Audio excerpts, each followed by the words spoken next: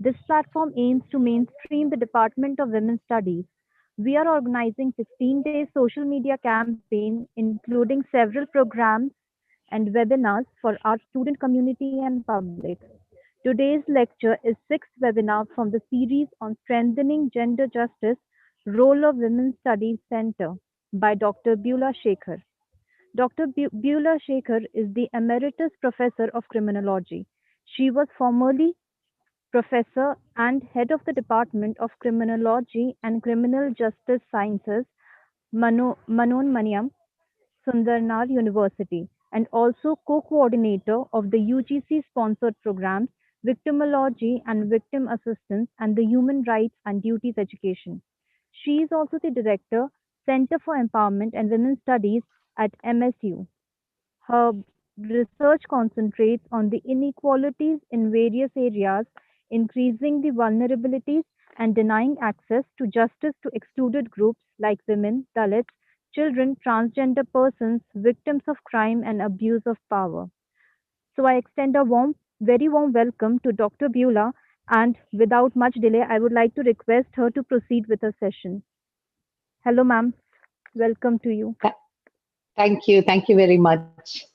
And I'm indeed very happy to be here today and share my views on this very pertinent topic that we all are gathered here to listen to. So I hope you can see my screen. Hello? Yes, ma'am. We saw it for a second, but now we are not able to. Oh, how are you? 1 second. Give me 1 minute. Yeah, sure.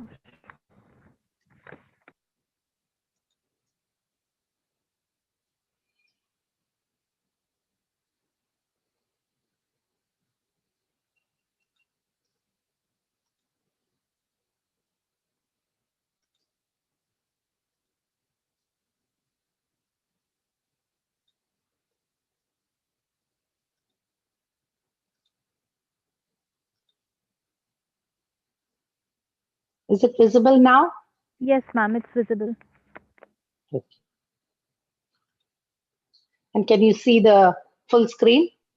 Yes, ma'am. We can see the full screen. Okay, just a minute.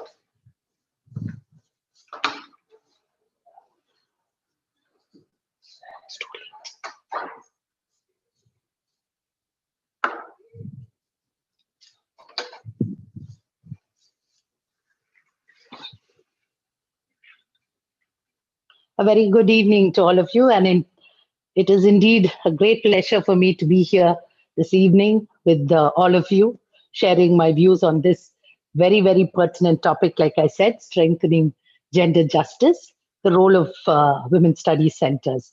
And more so because I'm involved with these women's studies centers. I was heading the center in the MS University. And also, it's very important to me during these 16 days of activism, especially how we, as women study centers, what we do, how do we go about strengthening gender justice, and how do we go about addressing this issue of gender-based violence. So let me begin with a quote by Edmund Burke, who says that all that is necessary for the triumph of evil is that good people do nothing. So when you look at this, I'm really glad that this student body and the Women's Studies Centers together have taken it upon themselves to organize this webinar today. And in spite of the pandemic, we are able to meet in this forum and we're able to talk about it.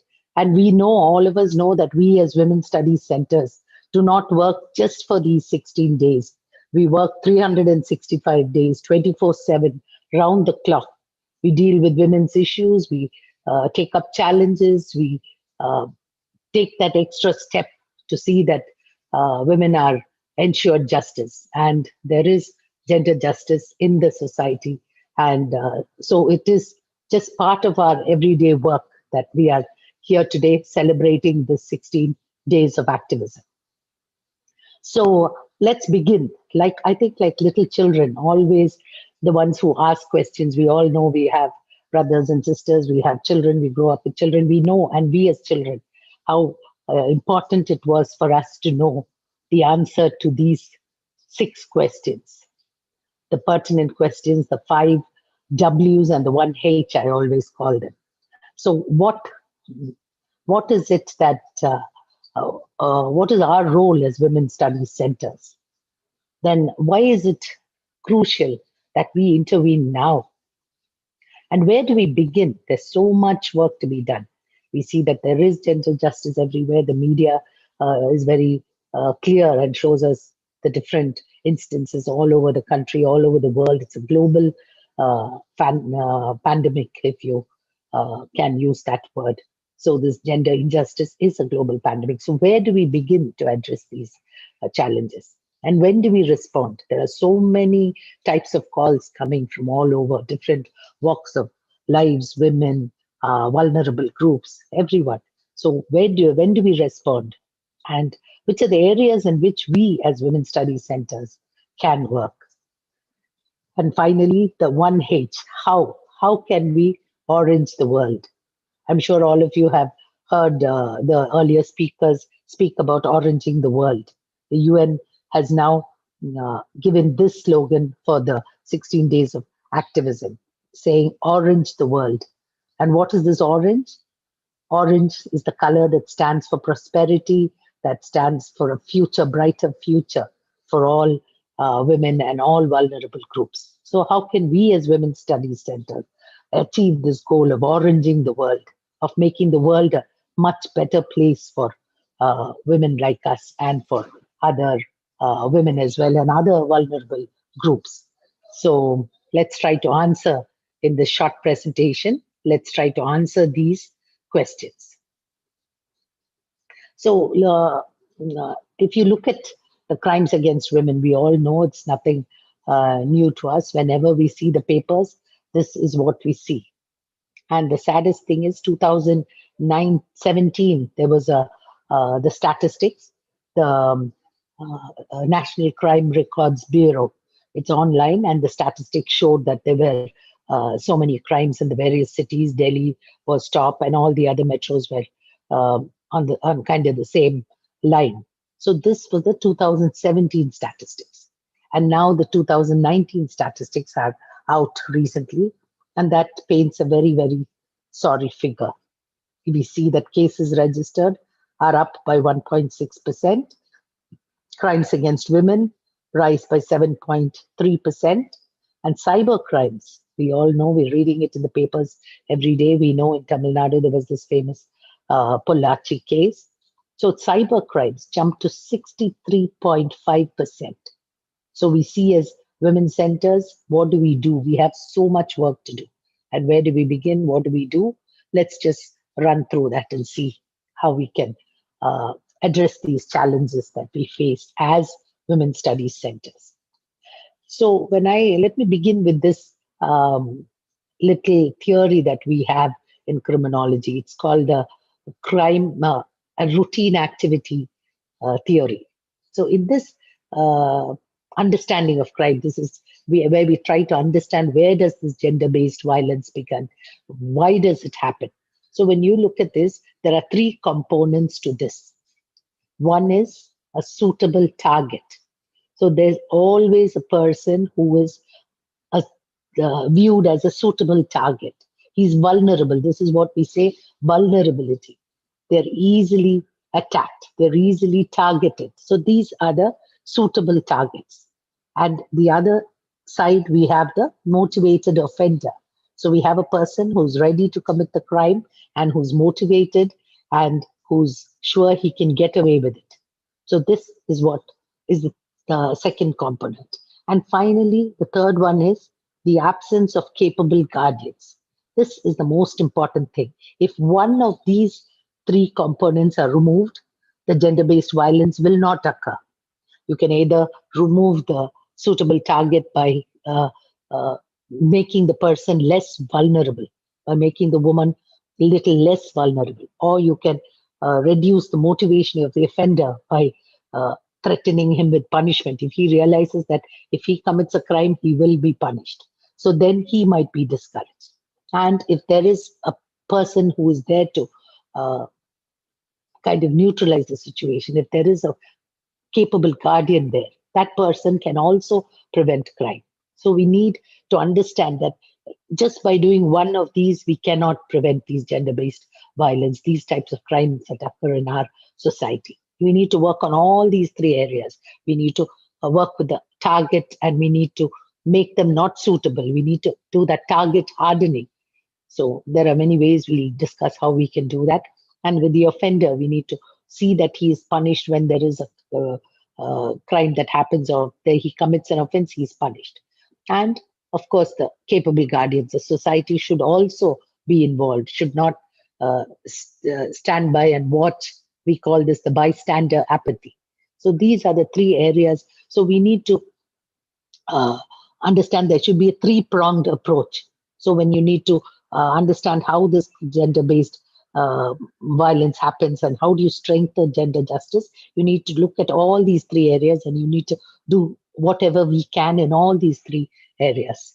So let's have a look at what we can do. When it comes to the motivated offender, the first component of this gender violence, and if you need to strengthen gender justice, we need to begin with this motivated offender. We need to see that there is certainty of punishment. We saw what happened in the Nirbhaya case after that. And today is December 16th, the very same day that that occurred many years ago, 2012, in Delhi. So we need to remember and pay our respects to that victim, and all the things that happened in favor of victims after this incident. So we need to remember that as well.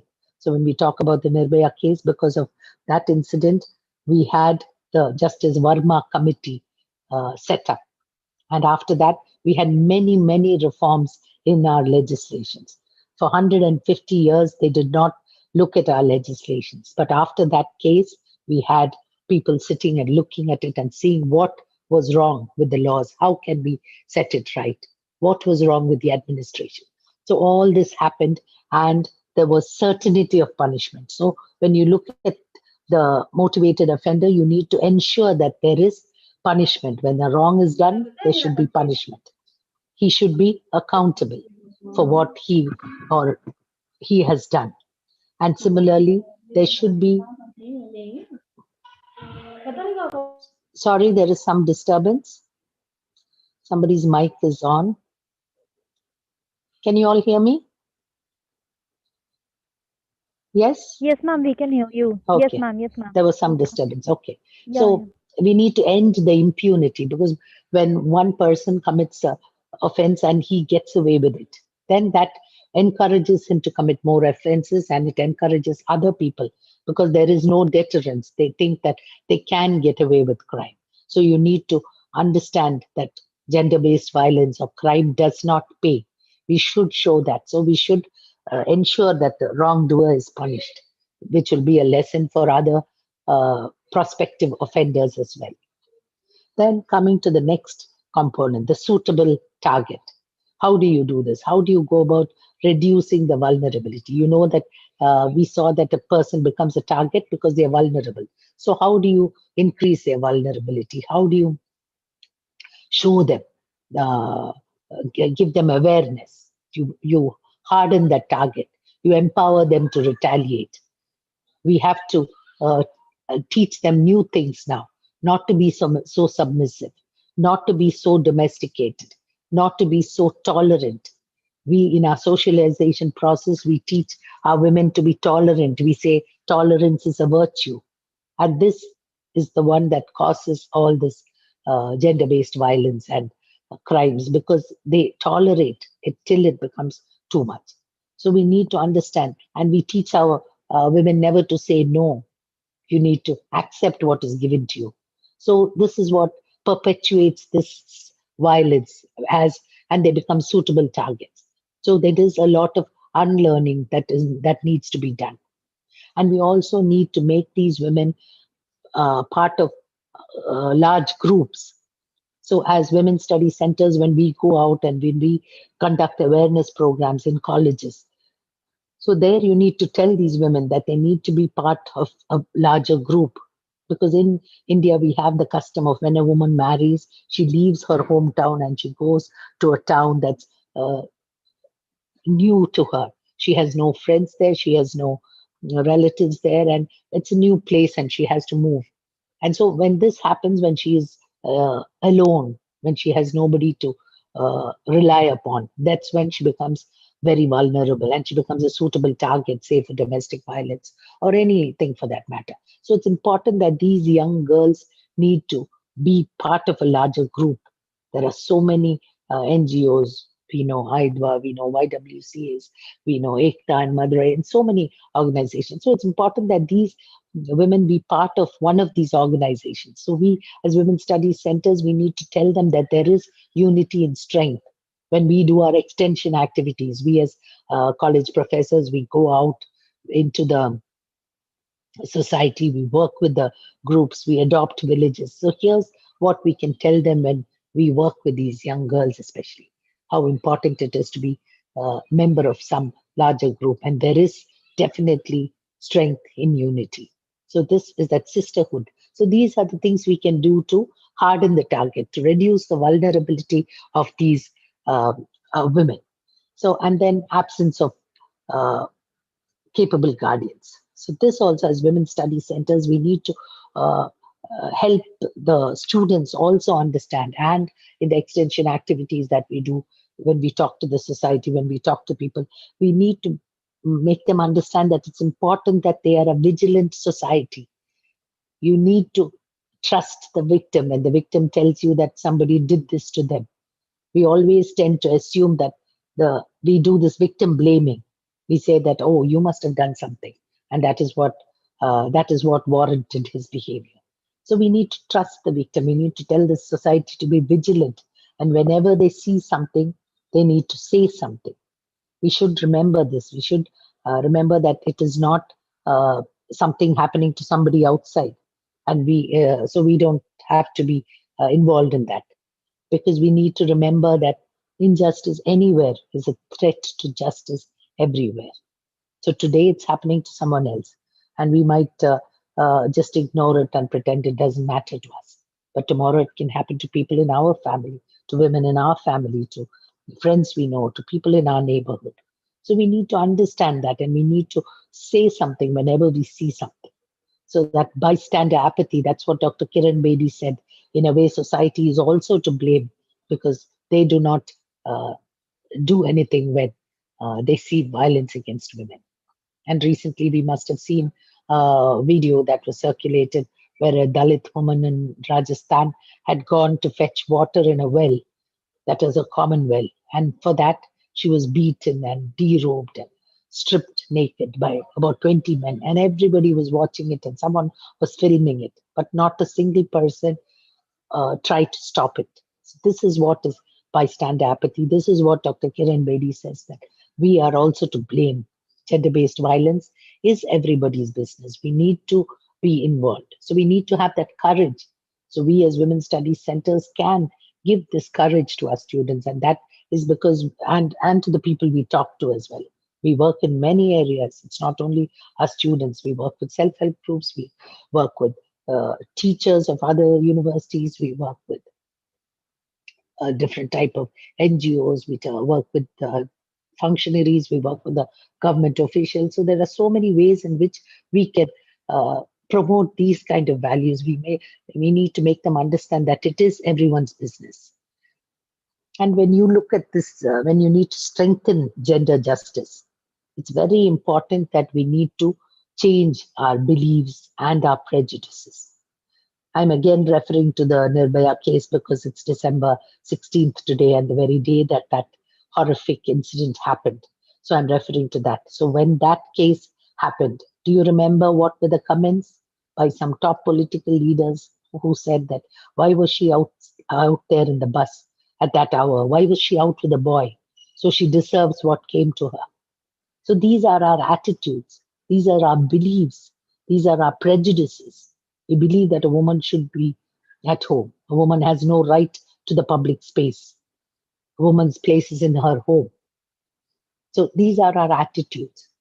So when you want to strengthen gender justice, you see that there is another one where you say governance failure. There are no administrative uh, procedures in place. The police do not respond, the RDO, the collector. There is a lot of hiccups in these areas.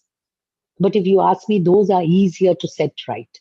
You can set those right with some administrative reforms. Like after the Nirbhaya case, we had a lot of reforms. We have all women police stations all over the country now. Earlier, we had it uh, mostly in Tamil Nadu and a few in another cities. Now we have them all over the country.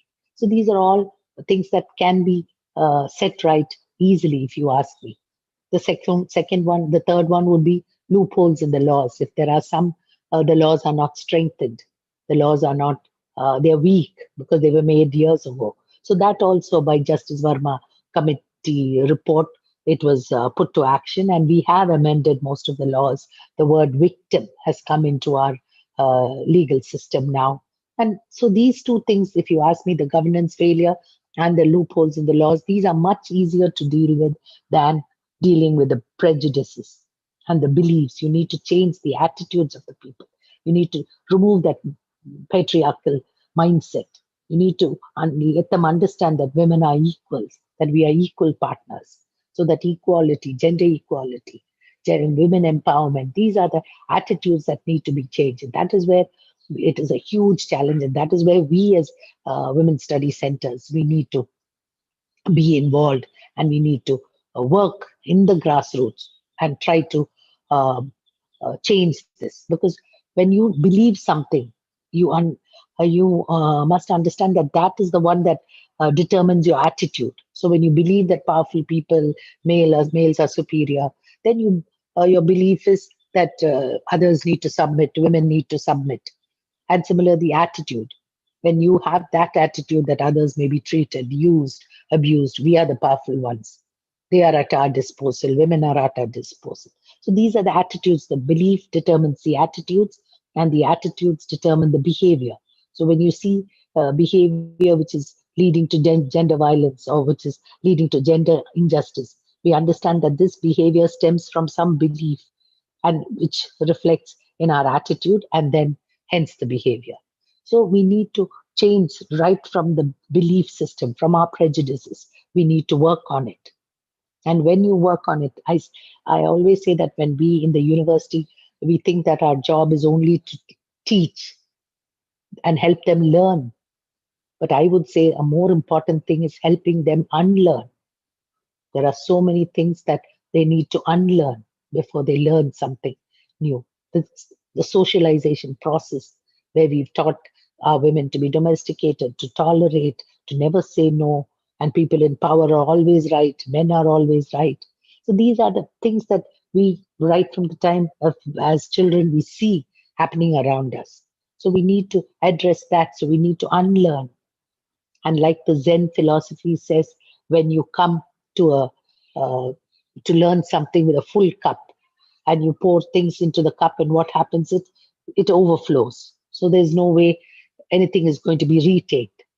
So the unlearning, you first need to empty the cup and come back with an empty cup to learn something new.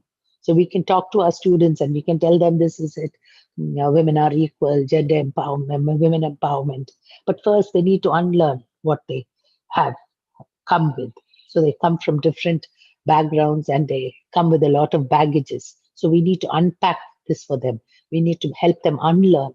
So that is a huge challenge we see as women study centers because we deal with women in the grassroots, we deal with women from various walks of life. So we see the socialization, we see the patriarchal attitude that is a huge challenge to change.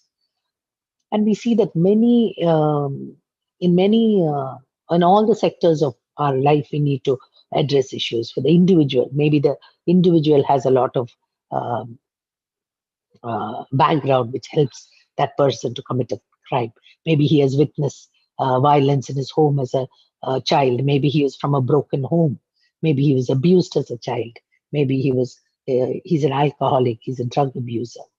And that must be the individual, the psychological causes. Then comes the immediate family. Maybe there is that kind of a role model. There is a very dominant father and a very submissive mother. And when this happens, this domestic violence is an intergenerational crime. We should understand that it is not a crime that ends with one generation. When women and when children grow up in this kind of atmosphere, so the men, all the boys always learn to be powerful and use violence to resolve a conflict. And the women and the girls in these kind of families, they learn to kind of get confused between the word love and violence, and they think they're kind of related, and they one follows the other. So these are the lessons that they learn from the immediate family when these kind of violence happens. So all these things we need to unpack. We need to tell them the different ways of resolving a conflict. Violence is not the only way to resolve a conflict. There are many, many ways in which you can resolve a conflict. And similarly, the immediate environment. We need to do a safety audit. We do little action researchers, participatory researchers. We can do these kind of safety audit in and around colleges to see how safe that place is, and gender audit to see the ratio of women in an institution, in our own institution, in other institutions, and engaging men in doing these things. That's another very important thing. These things can be done in the immediate environment and in the remote environment. The media also can play a great role in which to reduce this kind of gender equality, and it can help in the unlearning process as well. And they can show. I remember the Unifem. I'm sure all of you have seen this. They came out with a little documentary called "Ring the Bell." So that was very, very, very powerful. In that you see that there is domestic violence going on in a home, and there are children playing cricket outside, and they know that there is some violence here. So all they do is come and ring the bell, and they say, "We lost the ball," or something, just to disrupt. So this is the way in which you ring the bell and you say that you are vigilant. There are people outside watching. So that itself reduces the vulnerability of the um, target, and demotivates the offender. As long as he thinks in his house he can do whatever and get away with it, there is no way that um, you can increase that absence of capable guardian. So when we intervene, that absence of of capable guardian is reduced. So the gender-based violence might not occur. So this way we can use the media as a remote environment to influence this. Many, many powerful messages of the media, and all of us in universities, we have a communications department. We work with them in our university with the grant that I got from the human rights. We made 4 videos that are available on YouTube, and these were all about women's rights. And this was done with the help of the communications. So media is really a powerful um, uh, way to influence the change and to bring about change in the attitude of the people in the society. So the remote environment also has to be changed. So we need to look as women study centers at our strengths, weaknesses, opportunities, and threats. So we have to do a SWOT analysis. Then only we understand that where is our weaknesses, what can we do to overcome the weaknesses, what are our strengths, how can we cash in on our strengths, and what are the threats and what are our opportunities. So if you ask me the strengths, you look at the strengths, and because of the sustainable developmental goals, because of the CEDAW, because of all those international instruments, we have a huge number of laws. We have commitments, the global commitments. We know that India, even the starting of the women's studies centers, were part of those uh, conventions and declarations that India had ratified. So, because of that, there is a global commitment, and there are so many, many legislations in place. We know that very recently we have had so many, in the past 10 years, we have so many legislations that are victim friendly and women friendly. So that those are our strengths, and we have a way of networking. This beautiful way that we have all as women studies centers. This is our strength. So how we work together, even when there is a crisis, When we do not get funds, how we pool it. We talk to our leaders in the group and they represent our issue. So that is our strength. We have a great networking. So we share our resources. And that we, as Women's Studies Centers, should cash in on that strength that we have. Reach out to other centers if we need some assistance on that. In coming to our weaknesses, we see that even though we have these legislations, we do not try to get involved. We think that law is for lawyers or law is maybe for criminology teachers, but no, it is for all of us. When there is a new legislation, we need to get in and find out what is our role, what can we do, how can we contribute, and we need to know our rights and our responsibilities. And we as teachers in the women's study centers have to know these legislations: the sexual harassment, the domestic violence act, the POXO act, the so many more acts that we have now, senior citizens, prevention of abuse against senior citizens. So these things are what we need to know so that we can help people. When we work in the community, we know there is a challenge there. We can help them because we know knowledge is definitely power. So we need to get to understand and we need to have training in this, attend these programs, and we need to be able to adopt, adapt, and improve. We cannot focus on just teaching our lessons. We need to expand the horizons and we need to address other issues as well. So that is our weakness, but we can, of course, overcome them. When we are determined to do it, we are able to do it.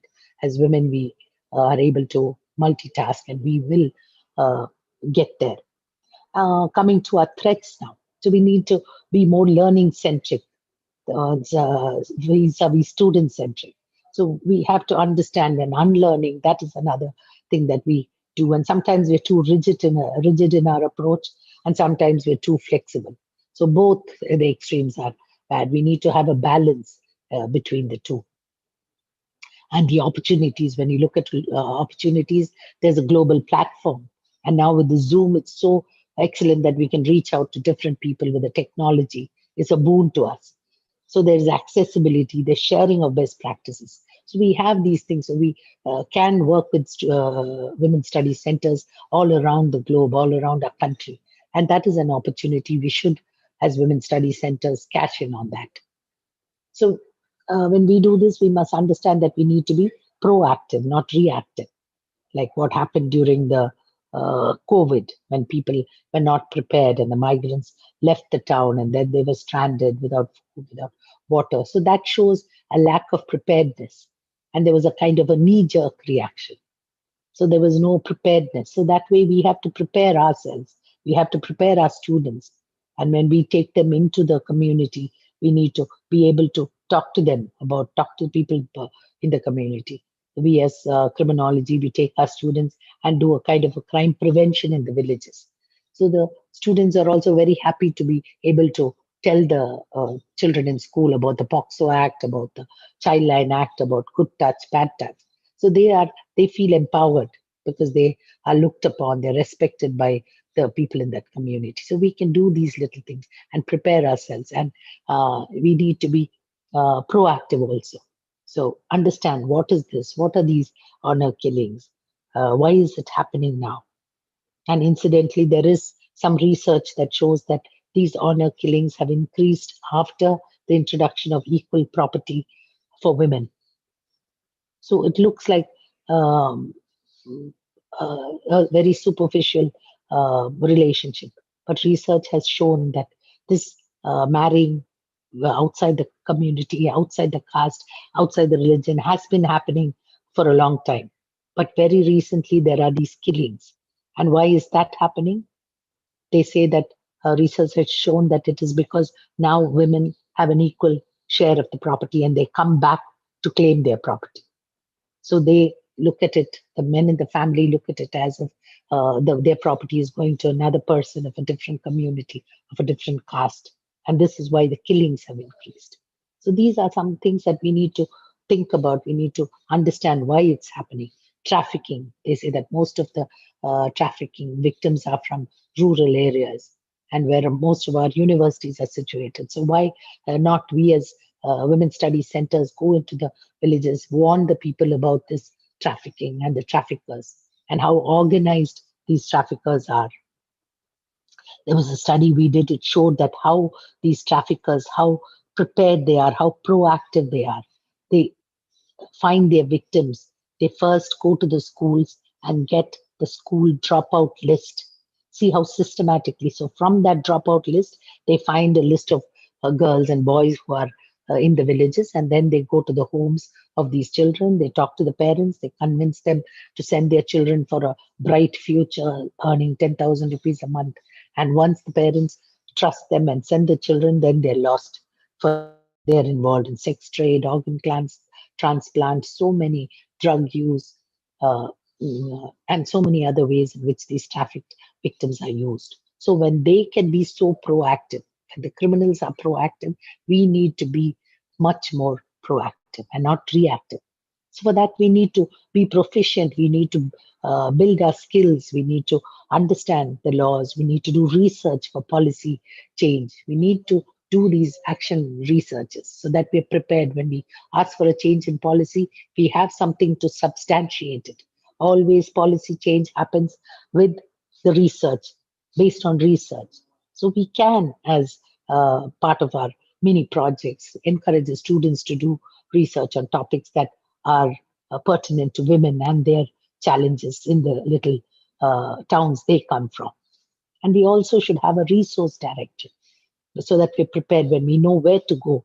We get a challenge, we know, okay, this person deals with senior citizens who are abused, this person deals with children, sexual abuse, this person, domestic violence, this person, acid attack. So, different things. So, we need to put together and so that we are able to point a finger and help them find a place. We know as women studies teachers, we cannot do everything. It's not possible for us, but we need to help them find a source where they can get help and where they can find a way to do things. So we see that there are no dearth of laws, there are a lot of laws, but there is a lack of political will, and we need to understand the commitment of these police. Now we have all women police station where they are looking for women, educated women who would help them deal with the victims because police do not have the training in counseling, they do not have the time to do that. So they would like our help. When you go to the women's all women police station, you see a list of people. They say medical, legal aid, medical aid. So they we can give them our numbers and help them uh, uh, go through this process. Otherwise, the victims do not want to go because they're intimidated by the whole criminal justice process, the police station. They're worried about it. So they need people to accompany them to these places. So we can volunteer and help with that. And they're happy to have us. They have mobile counseling units. They're happy to have us go with them and sit with them, go into the villages. So police are looking for partners with women, educated women like this who know what they're talking about. So this is the only way you can encourage the victim to report a crime and to get justice so that the other person will not think that he can get away with gender based violence and he will certainly be punished. So we can be involved and in the sexual harassment committee, we can do little researches in the little offices we have near our universities and see whether all the banks have this ICC in place, whether uh, POXO, sexual abuse in schools, whether there is do they know about the mandatory reporting. So these are the things that we need to look at and understand. So now it's gone are the days when the universities worked in tangent and then the justice system was working in a particular area. The NGOs and religious leaders were on their own path and the community did their own thing. Now you need to work together, the holistic approach to gender justice. We cannot work in isolation. We need to uh, work with the other systems, the justice system, the NGOs, the community, and women study centers, especially among the educators. So we need to see that we are all knitted together now, the functioning with the presence of women in most of the committees. The sexual harassment committee has two-thirds women, and they want women who have knowledge in these areas. The juvenile justice board, the child welfare committee, they want women from these areas. So everyone's looking for these people. So we should show these different venues to our students, and we should also be involved. So we have to understand that we can do these by being involved and being progressive educators. So these things of us talking about the social responsibility and trying to make our students socially responsible, this is not a new concept. People have been talking about this ages ago. Socrates has said purpose of education is to prepare citizens to participate in public affairs. So we cannot work in isolation. We need to be in the middle of the public affairs and social issues. We need to understand that. We need to deal with them. We need to help our students deal with them. And Plato, even so many years ago, had said, purpose of education is to cultivate the intellect, pursued for its own sake, not to use education as an end to get to reach, as a means to get to an end. You're studying to get a job. No, it has to be preparing the mind to see what is happening inside the life, to understand the confusion. And we had Victor Vishoff many years ago, who also said that human existence depends upon compassion and curiosity leading to knowledge. But this curiosity and knowledge without compassion is inhuman, and compassion without curiosity and knowledge is ineffectual. So we understand when we are getting the knowledge, we need to also be aware of what is happening around us, that social responsibility. What are the ways in which we can help with the system, work with the system?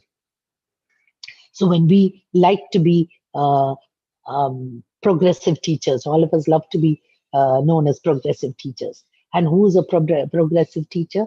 A teacher who teaches the social responsibility to the students. And we walk the talk. We also need to lead by showing them that we are also socially responsible. So we need to make our classrooms more democratic and more participatory, and we need to develop social action projects that I said, little issues that are there in their villages. Understand, try to understand, and address controversial issues as well. So when we see things in the paper every day in our classrooms, we can spend 5 minutes discussing the uh, newspaper and the relevant news. So talk about it for 5 minutes and then discuss it, and then we can move on to our lessons. And we teach our students how to solve conflict. Here they think that you don't like somebody, you disagree with somebody, you need to show violence. Violence is the only way to resolve conflict. That is what our children are socialized to believe. We are socialized to believe. But we need to unlearn that. We need to teach them that somebody different is not bad. Somebody different is just somebody different. He's not like me, but he's different. But we can agree to disagree. These are your views. Thank you very much. These are mine. And we leave it at that. There is no need for a conflict. This is what is most important these days. We teachers also need to move above all these differences that we have and help the students understand how to solve conflicts. Then we need to ask these essential questions and promote dialogue. The same questions that we are asking today: who, what, where, why, which, and how. And finally, they dig deeper and deeper till they reach these essential questions. So, as progressive teachers of the Women's Study Centers, we need to do these, we need to strategize. This was a research done by Jeannie Spiegler, and it's very, very clear that these are the things that can be done and should be done by us to be a progressive teachers. And all of us love to be known as progressive teachers. So, progressive teachers is not just completing our syllabus, we need to do more than that. So, in a nutshell, when you look at how you strengthen gender justice, you understand that justice is a doable. It's not something that is like utopia. It can be done. But and gender based violence, it's predictable and preventable. So there's nothing that you cannot do anything about it. You can, because there are three ways we saw: either work on the target, or reduce the motivation of the offender, or be a suitable guardian and prevent the crime. So diffuse one of these and you will not have gender based violence. So we need to make a long term commitment and a follow up and a multi-pronged approach. We need to work, like I said, with other people. It's not all teachers. We cannot always stick to the teachers and think we can do things. We need to network with other people, and we need a multi-pronged approach. And political commitment, of course, is very, very important. And we need to promote gender equality. That's a crucial part of crime prevention. When you believe your attitudes, your behavior, everything. and we have our MDGs and our SDGs, and we have to understand that there are hiccups in the implementation. So we need to do some research. Two of my candidates who completed a PhD, one of them looked at the implementation of the POXO Act. One of them looked at the implementation of the Sexual Harassment Act. So these are things that will be important even for the government, for policy making, so we can show the loopholes in the law. Similarly, the safety audits, I said. The collectors be very happy if you do a safety audit in a place and tell them that these are the danger spots, these are the hot spots. They here there are no lights, here the roads are not good, here there's a large tree which is kind of hindering the safety of women. So just list out these things, do a small audit. It is not a very expensive thing. You do not have to have a huge research fund for that. And then submit it to the collector, district administration to see what they can do. They would be very happy to work with us. We need to understand the new laws. We need to see the impact evaluation. And we need to work with the people to help them understand their rights and unlearn their beliefs and their attitudes. And we need to catch them young. When we work in schools, like I said, we work with the get permission from the education officer to work in all these districts, and we go to the schools, address them, tell them about good touch, bad touch. We tell them about their rights, responsibilities. We tell them about child line. And these are the things that we talk to them about, and catching them young. That is the best way to teach them that men and women are equal. And the community interventions, talking to people in the community. And programs must engage males. We should have more students who are males. We should have more meetings. We should move away from celebrating Women's Day with just women, because we need to. That is a UN goal. Engage men in preventing violence against women. They all should understand their role. There is no use preaching to the converted. We're always talking to women about all our rights, but we need to tell the men about our rights so they learn to respect it. So we need to definitely have men. I'm glad to see that there are quite a number of male participants here. We need to have our students also. We need to have male students who would carry the message, who would be our advocates, and that's a very important thing. And like I said, the media can alter gender norms, and it can promote equality. So in a nutshell, we have a lot of work to do and a lot of people to work with, and it is a goal that is doable. So let me end with this saying that, so we have to move from the danger zone, the red, where the vulnerable are threatened with violence, and there is no gender justice. And we have to move to orange, the world, where we progress towards prosperous and brighter future free of violence for all women and all vulnerable groups. And finally, marching forward together towards the goal of Planet 50-50 by 2030. We know the UN has this goal. By 2030, they want 50 men and 50 women everywhere. So we need to learn to work with them. We need political participation. We need representation everywhere. We need to work with men. We cannot uh, do away with one group and say they are bad, we are good, we are better, we are worse. It's not about that. It's about how we work together, how we know that we are equal. We're not saying one is better than the other. That is not feminism, what feminism is about. We learn to work together. We learn to complement each other's strengths and weaknesses. And we need to learn to work together so that we can move towards the goal of Planet 50-50 by 2030. Thank you. Thank you very much. And any questions? Thank you, ma'am, for the informative lecture. If there are any questions, please post it in the chat box, or either post your name and I'll call you out.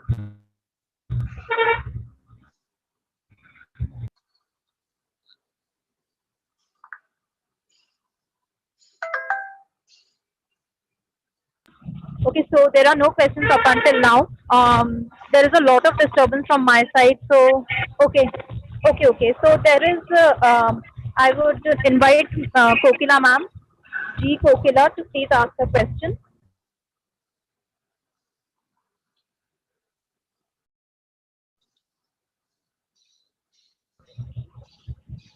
Hello. Yes. Hello. Scholar in Mananmanim Sundarna University. Ma'am, I have one query, ma'am. Ma'am, Yeah, please. regarding this women's rights as well as the laws. What is your suggestion regarding the students, those who are studying in the PG level? They doesn't know about the rights as well as the responsibilities they have. Because nowadays you are in a criminology department now, ma'am. You have said many things. I have attended many seminars as well as the conferences of your own that you are conducted as well as but I came to know one thing is the students in PG level itself they doesn't know about the rights what they have as well as the, what are the laws as well as the facilities are given to the women candidates or women students by the government. What is your suggestion regarding the institutions as well as the universities for improving or make awareness about the women students, ma'am? Thank you very much. See, we as school students, we do our civics, social studies. Remember the subjects that we did in school? And that has a component about our rights. We did the Constitution, we know what our rights are. So it's all there. It is just maybe the teachers did not uh, impress upon them the importance of that. They would have just done it just to write the exam and pass the exam.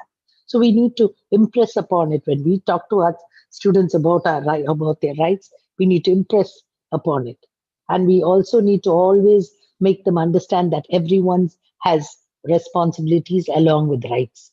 So the rights alone, is rights and responsibilities are two sides of a coin. So I understand what you mean when you say college students. Sometimes there is an overemphasis on rights and they do not recognize their responsibilities or their duties. So that sometimes happen. That again, we need to help them understand. See, there is a saying which says that the right to swing my arm ends where the other man's nose begins. So what does that mean? I have a right to swing my arm. But at the same time, the other person who's standing near me has a right not to be uh, touched by me or not to be violated by me. So I must understand that when I swing my hand, my right ends where the other man's nose begins. So that is another very important thing that we as teachers should do. And we need to discuss these laws, like I said in my talk a few minutes ago. We need to discuss these new legislations with them. First of all, we should empower ourselves. We should know about it, and then we can tell the students, or we need to get invite people.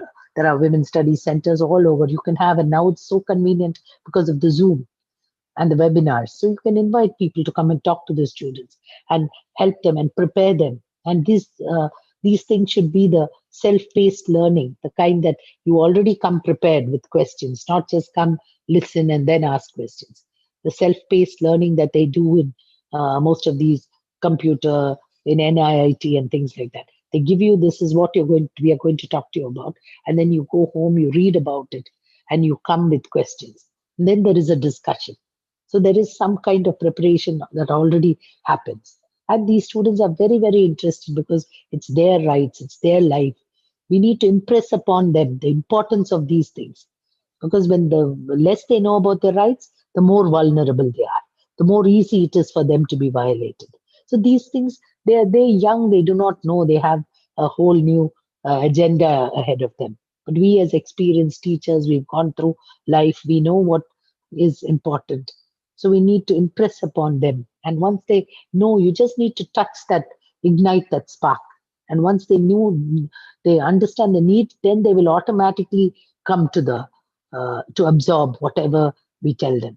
So that is that little ignition is what's important, and that's where we, as teachers, especially women study center educators, should be able to do.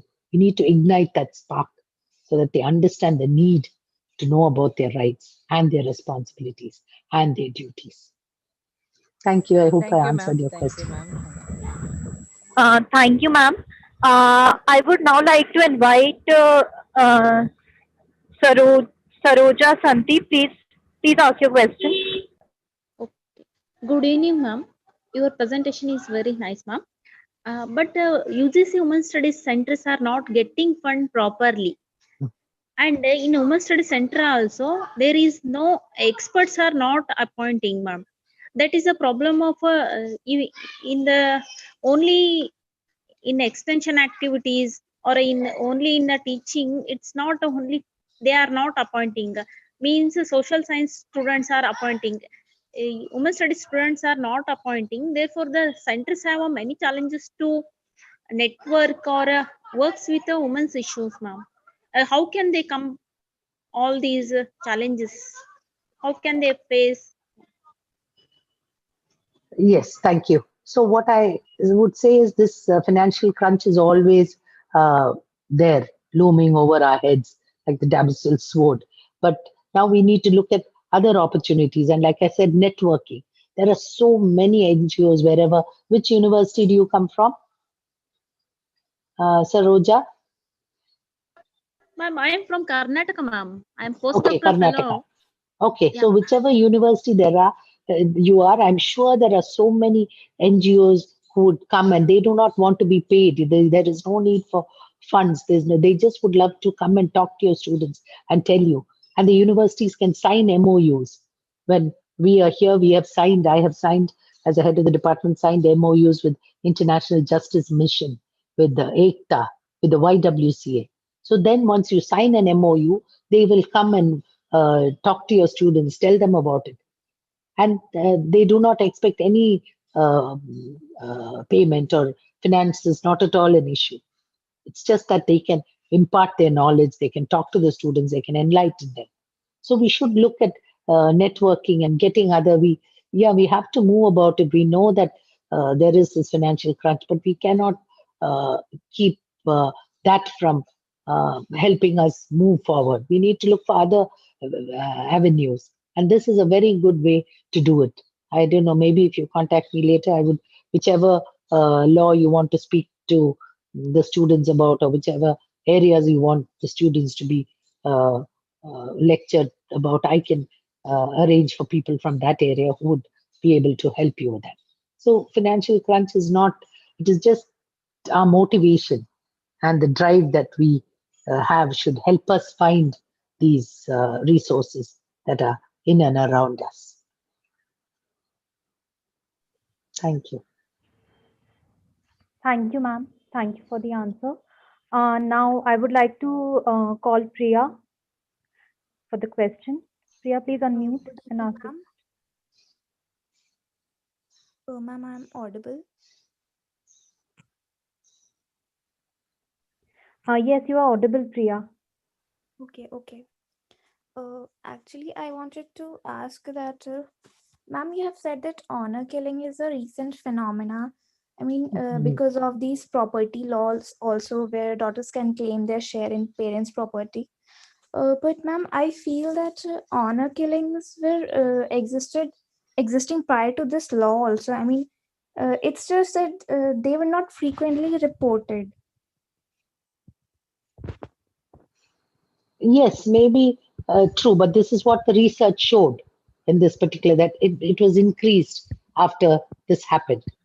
Earlier, they would not, maybe if they lived in the same village, they would attack them. But if they had run away to another state, another city, nobody would follow them there. Now you see that happening. You're right when you say it used to happen earlier, but it used to happen in their community when these people eloped and lived close by. Then they were attacked. But now you see people pursuing them wherever, even if they're in another city, another state, they are followed and they are attacked. This is what the research has shown about honor killings happening. And first of all, I'm dead against using the word honor killings because there's nothing honorable about them. So, whatever Yes. that word it quotes. Okay, ma'am. Thank you, ma'am. Okay, there's one more question. Dr. M.N. Brinda. Yes. Brinda, yes. Yeah. Good evening, ma'am. Good evening. Ma'am, it is not related to the topic, but just I want to share one view regarding to a woman, especially. Ma'am, we belongs to Andhra Pradesh, so we are from SK University, related to affiliated college. But ma'am, still now we are in such an advanced technology also. There is such a discrimination, especially in female faculty. Though we are working in such a high affiliated universities and colleges also, there is a, you told that we have to join gens, that is gen faculty also. But some of the affairs still leading such a discrimination. Not even one third of the female faculty are engaging in universities. Why we can't come across this? See, this is what I was saying. We can make administrative reforms, we can change laws, but we Yeah. cannot change the attitude so easily. So that Yes. unlearning should happen. We need to be at it to beat it. We need to tell our children, and we need to show when we at home discriminate between the girl child and the male child. That's a message that we are sending. So we need to walk the talk. We need to uh, set an example, and it will not happen overnight. It will gradually happen, and only if we are there at it. We have to be at it to beat it. We cannot give up. We cannot say, oh, it never happened. We tried. We failed. We have to keep trying till we succeed.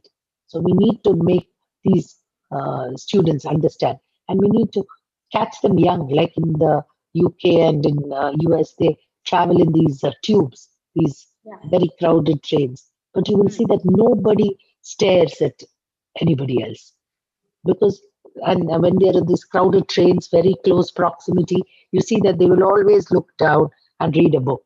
They will never make eye contact.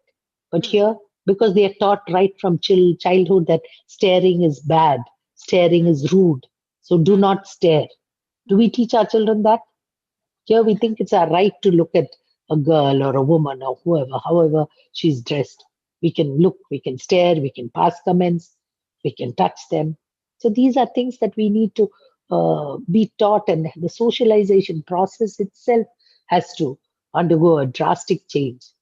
So we need to change all these things, and we have to do it. Like Mahatma Gandhi said, be the change you want to see in the world around you. It has to start from us. We cannot point fingers and say, they. What did we do? We need to understand our role and we need to do our bit. So everyone doing their bit in their little corner would make a difference. We are hopeful. Like I said, it is a doable, but we need to be at it. We need to have a follow up and we need to work together. We need to network with everyone else and do it. Why can't we implement such type of any other action related activities, ma'am?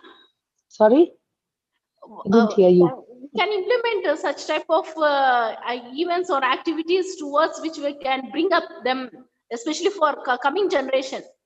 Yes, each of us should do it. Each of us, the young ones, we should tell our students they are future fathers and they are future mothers. So they also have to be told what to tell their children, how to bring about a change in their attitude. They cannot bring up their children and tell their children the same values and attitudes that they were taught. They need to Yes, because we have it through common platform instead of being individually. Why can't we can take from the common schemes and implement it in in a common platform? yes, the government is doing that. You see now the NCRT books, the textbooks, Yeah, yeah. everything has been changed, all those pictures.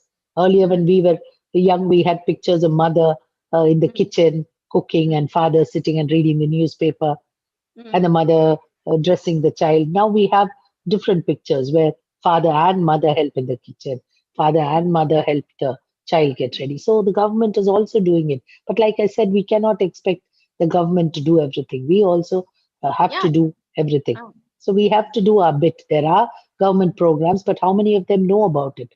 We should talk to the people about that. We need to tell them about these sustainable developmental goals and what they mean, how gender equality is so important. What is this reservation that we have? What is this political participation? Why we need participation? Why we need political participation? So these are the things that we need to talk to our children. And like I said, each of us working in our own little centers can make a difference in toto. So we cannot wait for something mega on a mega scale. We can do it in our own thing, and then you will see the change happening. And it won't happen overnight. It will take time, but it will happen as long as we are at it. Okay. Thank you, ma'am, for your nice presentation and for every query I have asked. You have given us such a good explanation. Thank you once again.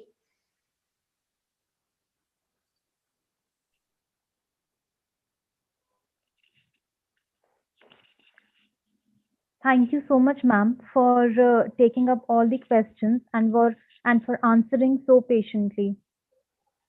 As we have reached the end of the session, I would like to extend my gratitude towards Dr. Beulah Shekhar. Thank you, ma'am, for taking time out for delivering such an informative and helpful lecture. Thank you for Thank you. giving It us was a an pleasure. Thank you for giving us an insight on how we, as the community, women's studies community, can intervene in helping, in providing and delivering and strengthening gender justice. Also, my favorite point to take away from your lecture was that how we can use education not just for our own upliftment, but for the upliftment of the whole society. It was an honor to listen to you, and we all look forward to further listen to you both online and in person too. I would also like to thank the organizing committee for organizing this series of lecture and would also like to thank all the participants for joining us and cooperating with us throughout the session. Thank you so much, all of you.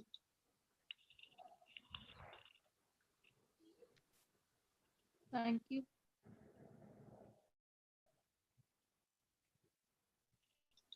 Thank you Now all it's and bye. thank you. Bye, ma'am. Bye bye.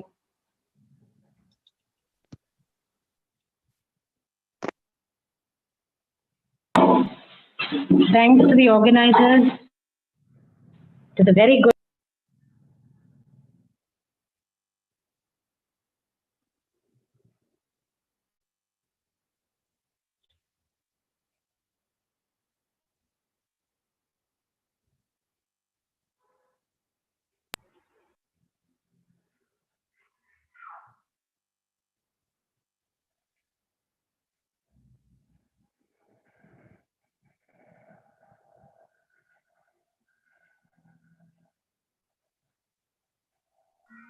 Yeah, hello Zoya. Yes. Hello. Yeah, you can end the meet, I think. Okay. Okay.